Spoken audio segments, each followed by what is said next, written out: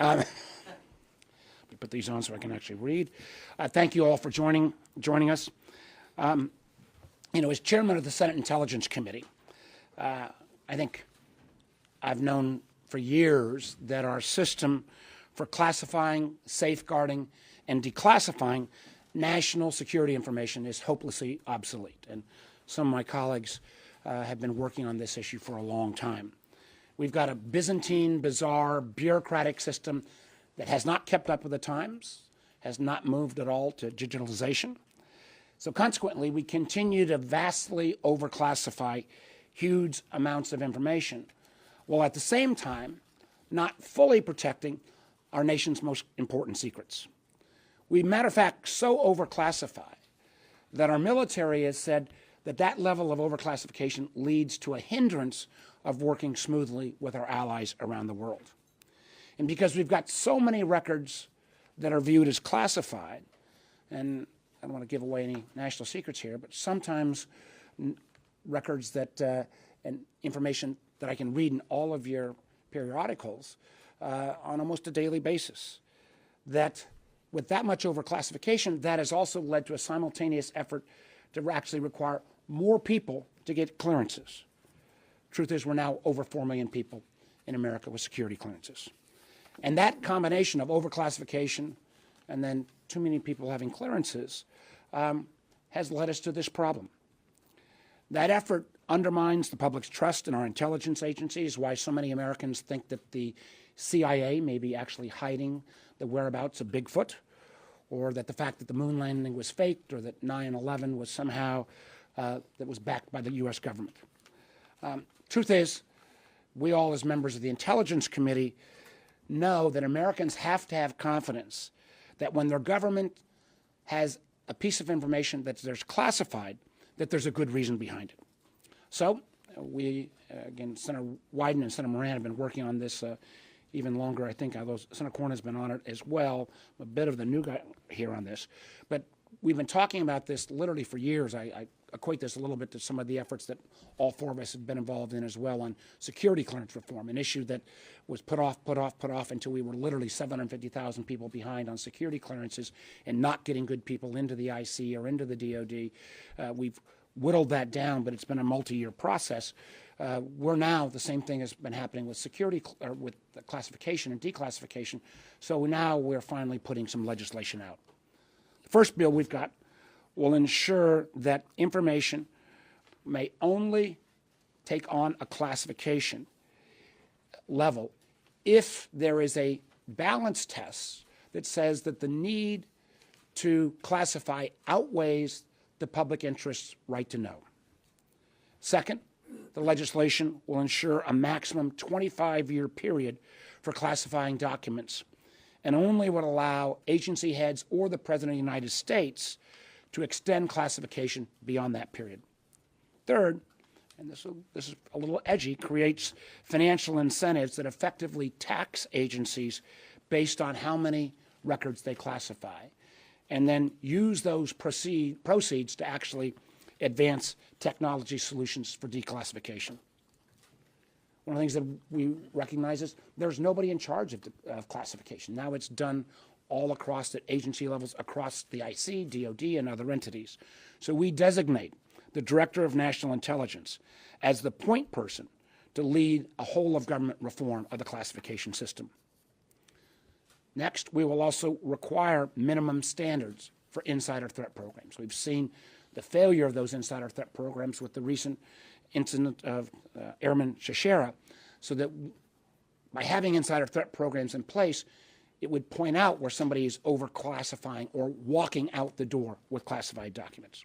And finally, and a lot of this effort started when we were looking at the challenges with the Trump, Biden, and Pence documents. Finally, we will require a security review of presidential and vice presidential records in order to ensure that records being classified are not marked improperly, and that there is a process in place before presidents and vice presidents take those documents as they leave office. We're actually introducing a pair of bills today. I've just laid out some of the provisions from the Classification Reform Act of 2023, and now I'm going to turn the podium over to my friend Senator Cornyn, who will talk more about the other bill, the Sensible Classification Act. John? Well, as Senator Warner mentioned, the thing that has brought a lot of this to light was the incidents with the Trump, Pence, and Biden documents being removed from a secure setting, and I think really what that raised or reminded me of my first impression in being briefed in a classified setting about some of the documents that we'd be given. I'd come out of the meetings and I'd say, well, I could learn that much watching TV or reading the major newspapers. It's not really secret. There are things that are very, very secret and are very important to be classified. Sources of the information and the methods by which it is obtained. Those are really the crown jewels of the intelligence community. And so it's natural that people would feel fairly lackadaisical about protecting documents if they felt like, well, this is something any reasonably informed person would be able to get access to outside of a classified setting. That's one reason why this is important. But the volume of documents and records being classified today has just exploded. If you go over to the National Archives, they can show you football fields full of documents that are being stored there, and they simply don't have the capacity to keep up with that. And now with digital records instead of physical records, those numbers have exploded. But I want to just mention a more fundamental reason why we need to review our classification and declassification process. Our democracy, our ability to govern ourselves, depends on the public getting access to information about what our government is doing and what government officials are doing. That's why I've been an advocate for reform of the Freedom of Information Act. Pat Leahy was my partner in a number of those reforms there to make sure that government produces information that the public has a right to know.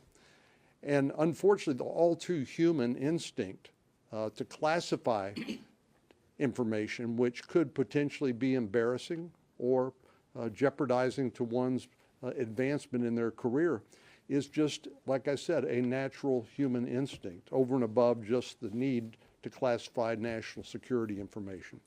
And so, as Senator Warner said, there are 4 million people who have clearances, and 4 million people potentially have a right to get access to something. To me, it seems like it's hardly a secret. And I think it's really important that we look at our process and make sure that only those truly necessary bits of information are kept in a classified setting, and that otherwise that the public's right to know is supported, and that the political accountability that our democracy depends on is sort of returned to the process. So I think this is a very fundamental issue to me. Senator Wyden and Senator Moran have really sort of taken the lead on this in the past, and I'm delighted to work with both of them and Senator Warner, my chairman of the Senate Select Committee on Intelligence, on this important process. This is important to our ability to govern ourselves, to the public's right to know, but also to protect our most important secrets from our adversaries around the world who would like to use this to our detriment. Let me turn it over to Senator Wyden. Thank you, Senator Cornyn, and to Chairman Warner and to you, Senator Cornyn, thank you both very much for essentially incorporating what Senator Moran and I have been toiling on For a long time. long time, and this is a exciting day because that work is being built into a broader effort, which I strongly support. Here's how all this plays out.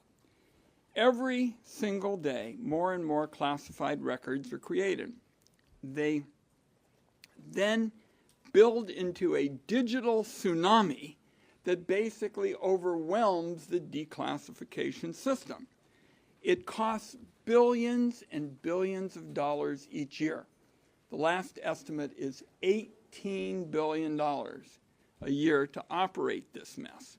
even after these records no longer meet the requirements for classification, they just keep piling up and never see the light of day. Sometimes the agencies can't find the records. Sometimes they are hampered by the fact that the systems don't talk to each other. So get this, the result is in 2023, documents actually have to be printed out and walked around town to get everybody's sign off before they're declassified. So we're not even in the right century with respect to technology on these kind of crucial issues. The four of us believe this is a fixable problem. You got to invest, obviously, in technological modernization, and having somebody in this whole labyrinth of agencies has to make sure these changes get made across the federal government.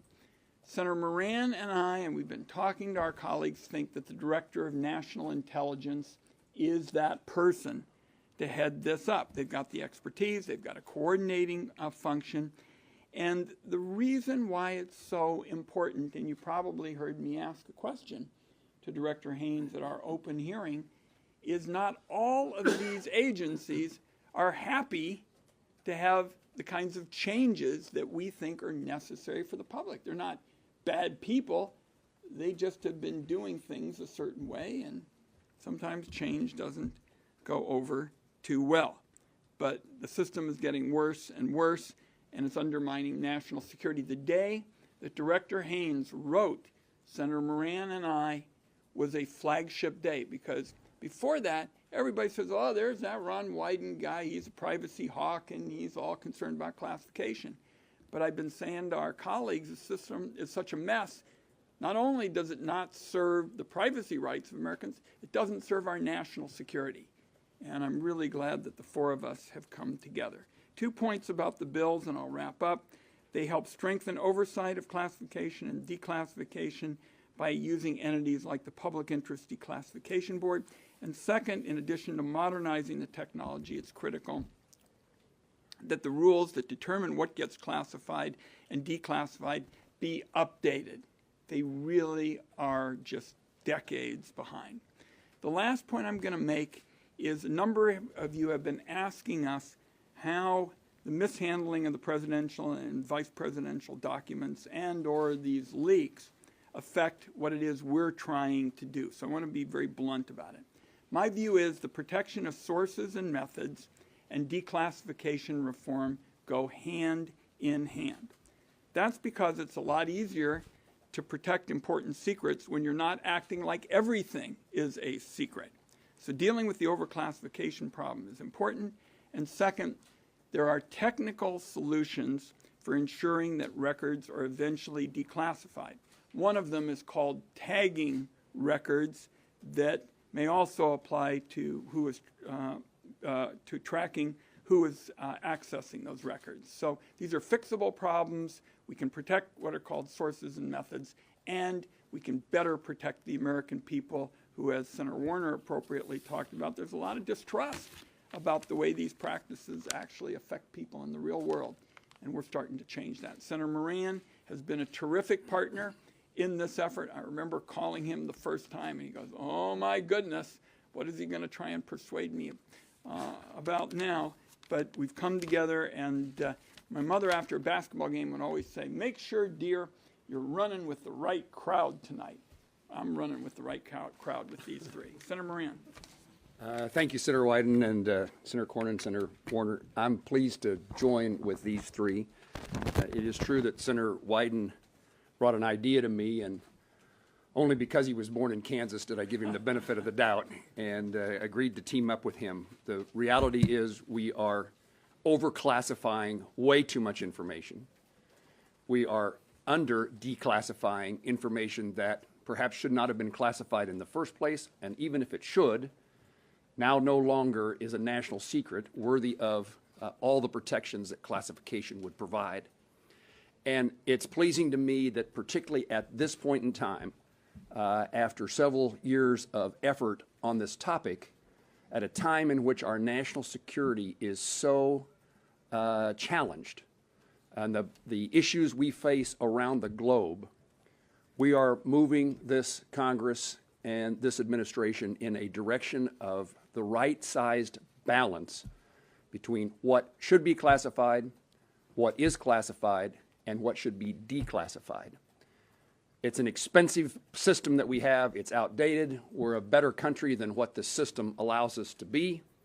The people's right to know is still important in a democracy. All the reasons that this makes sense, but I would add that in today's environment, it is too great of a risk to have a circumstance in which so much information is classified that we fail to do the job of protecting the information that should be classified. And we've seen it too many times, and we've seen it most recently within the last month. And the consequences to our country, its citizens' well-being, freedom and liberty for Americans, and the relationship with our allies is all hindered by this system that so desperately needs to be overhauled. And in this current circumstance, I don't think the four of us are here in any way that we are suggesting we have a messaging bill, and that our goal was to get press from you this morning so we could show our constituents that we're doing something or appearing to do something. This is a piece of legislation that can become law and is desperately needed for that to happen. So I thank my colleagues, and we'll roll up our sleeves and see that these bills become law. Thank you. Questions, please. Mr. Chairman, thank you. Can you tell us about the security review for presidential and vice presidential records? And could a president, current or future, circumvent that review by just declassifying everything, given the presidential authority to declassify broadly? I mean, we didn't go at the issue of an ability for the president to declassify all information. That is enshrined in law and is part of the process. What we did, this is pretty simple. It says if you're president or vice president, before you make that judgment of what is a personal record versus a presidential record, you have the archivist come in and do that review before the things get loaded into the boxes. I think, again, I'm not going to comment on the particulars of these three incidents that took place, but it appears there's, at the end of administration, there's a mad rush to get things boxed up, and not having a checkpoint there, not even, some people even suggested maybe having different colored paper. I think it's a relatively simple process of having that archivist come in, and then we'd also grant the ability for our archivist to go back and deal with former presidents and vice presidents if they want to make sure they've cleaned up their aspects. It wouldn't deal with the specific question about who gets to declassify what piece of information, right? Well, you've been looking at all these documents, these tranches that the gangways that have access to. How do you think that has helped you craft this legislation? And how do you think those cases would have been different if these reforms had been in place? Well, again, I'm not going to comment on the documents that were one tranche away from finishing the project. I think it begs a question. I'm not going to, there are special prosecutors looking at motive and intent. But the notion that there was no checking process by the archivist so that becomes a formal step rather than a nice to do, I think is terribly important. I think it could have, if any of these individuals did not have an intent to take something inappropriate, this process we put in place would have solved that problem.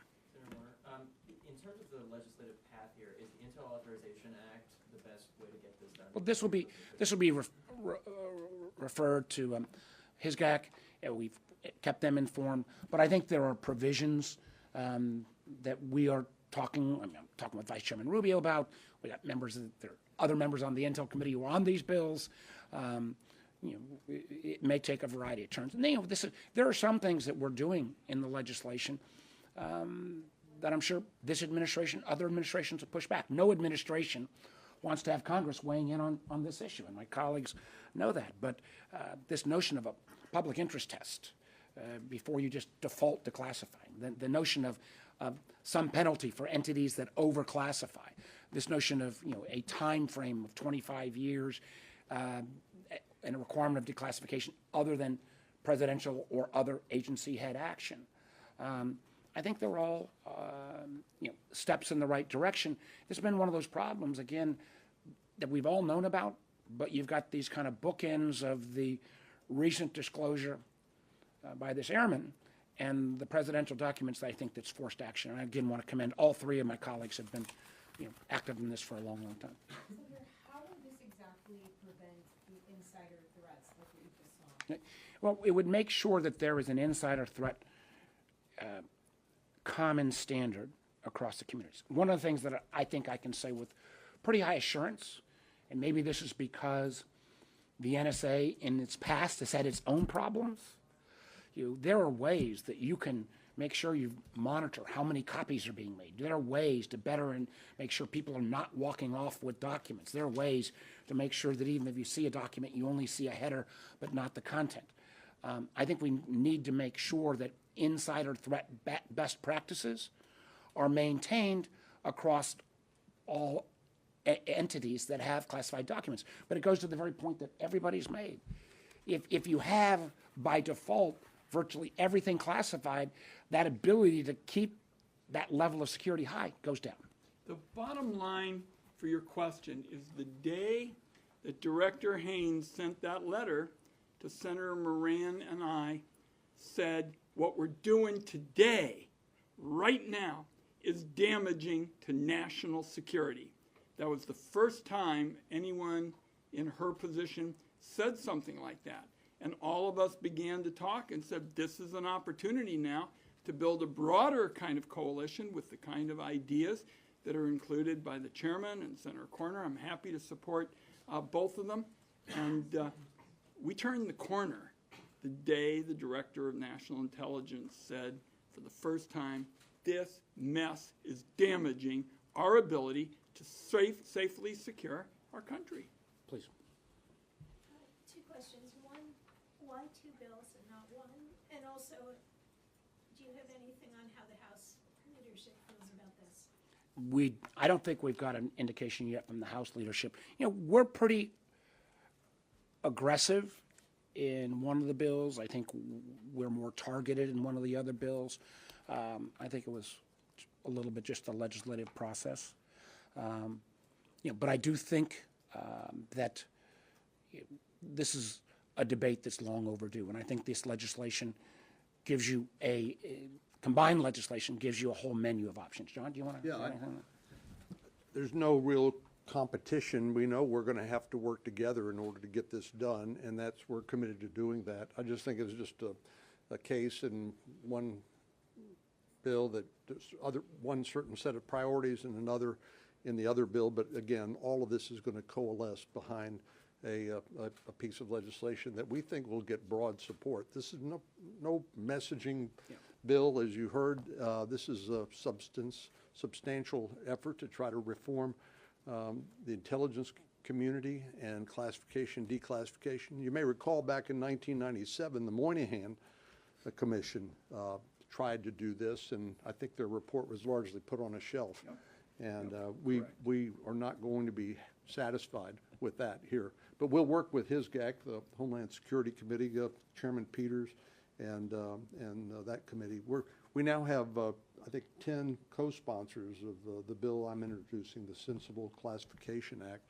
But in the end, I think we're all endorsing each other's product, and we'll link arms and work together. And I think actually we've actually taken some of the recommendations from the Moynihan Commission, which I think is important. Yes, ma'am. Have you spoken with Biden administration officials or White House officials that this is something the president would want to sign? Listen, they are very aware that this is coming.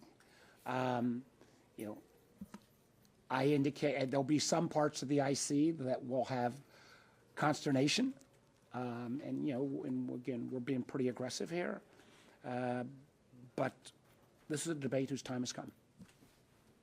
Two questions. First, you referenced the fact that there's 4 million people that have access to various, have clearances, excuse me. It doesn't sound like there's anything in the bill that actually directly addresses that, so are you hoping that gets addressed by attrition if these are changed? I think. And then the other thing I'd like to ask about is that since the fix for the presidential, vice presidential record seems to be a sorting fix that the archivist can do, Does that mean that that's the most egregious problem that you've identified in reviewing the documents, or just the one that Congress can fix? Well, I think, let me take them in reverse order. I think the archivist issue, I think it'd be very hard for anybody to say, we shouldn't put that step in place before a president or vice president leaves office. This seems to be a no-brainer. On the question of classification level, what we want to do is, we say over 4 million people who've got some level of clearance, but as you know, then you've got another level of top secret, then you've got another level beyond that with top secret by compartments.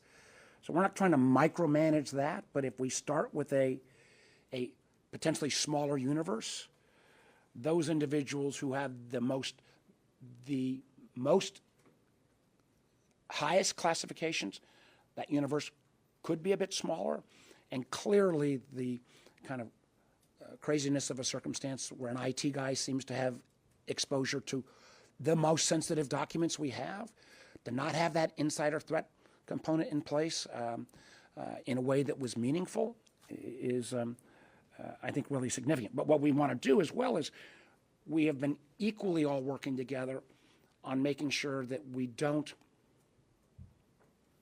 mess up the reforms that have taken place on the security clearance process. When it used to be, we had 750,000 people on a backlog to get a security clearance, with security clearances that, for example, the CIA being more than 600 days. I mean, no young person's going to go join the CIA if they have to wait close to 2 years before they get clearance.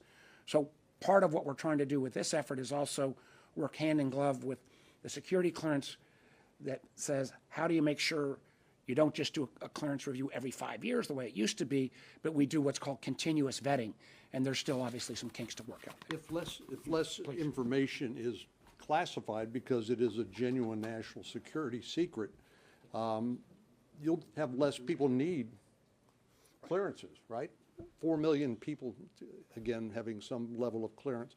The ultimate protection is based on the need to know, and regardless of your security clearance.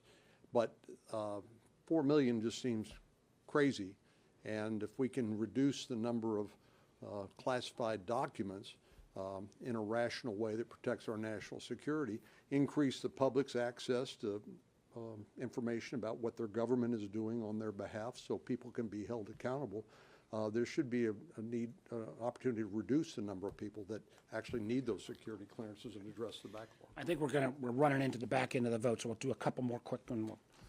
Thank you. So you mentioned the 25-year maximum, but it's still subject to president agency heads. I'm wondering if you would consider like an absolute maximum, because as an example, as you mentioned, conspiracy theories thrive with a lack of information. JFK assassination is a great example. 60 years ago, his nephew's going on TV claiming that the CIA killed him. There's still about 3,000 documents related to JFK that are declassified. It seems hard 60 years ago to justify sources and methods. So what do you think about an absolute maximum for an example like that? I think there are some. I'm going to let Senator Wyden, I'm going to let Senator Moran and Senator Wyden answer that. Do you guys want to start? Ron's already smiling. Look, I'm not ready today to put a hard and fast rule out there. But the fact is there are so many of these practices that defy common sense. I mean, come back to the fact that in 2023, with all the technology we've got today, people are still traipsing around town getting everybody to sign stuff.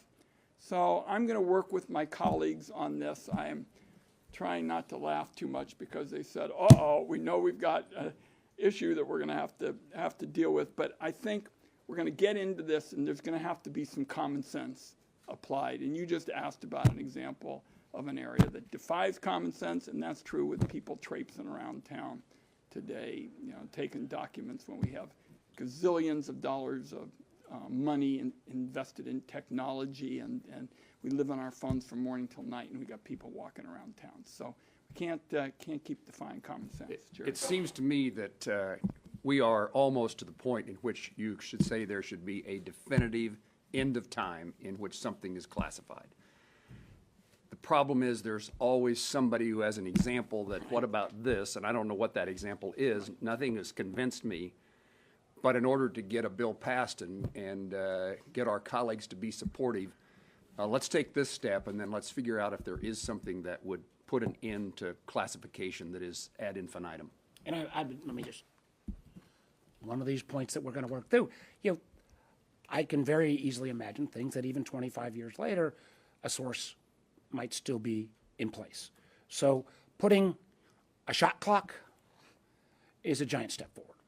There's still going to be contention. I think we're down to last question, please. Thanks, Senator. I'm curious how much you guys think this is a cybersecurity issue, and wondering if you've been floating this to U.S. allies, given that a lot of the documents that we've been talking about today cross over and have to do with allied nations. I mean, is the idea that this would improve cybersecurity posture in some way? Listen. First of all, when I said we got a lot of information because of its classification level that we can't share with allies in the field, that candidly doesn't make a lot of sense. And so if you had a lower level of classification, you could share with allies. A tighter system means you got more focus on your most essential secrets, and as Ron said, those sources and methods. So I think it will overall improve the state of protecting documents. I think we still have to be very vigilant on cyber. I think that is frankly, a separate lane. But the cybersecurity does touch the insider threat, because if you can limit the insider threat from things as basically as who gets access to information and who gets the ability to prevent copying or taking documents out, the ultimate insider threat is potentially opening up the aperture for cyber penetration. So there is a intersection, but there are different lanes. More to come. Thank you all very much, everybody.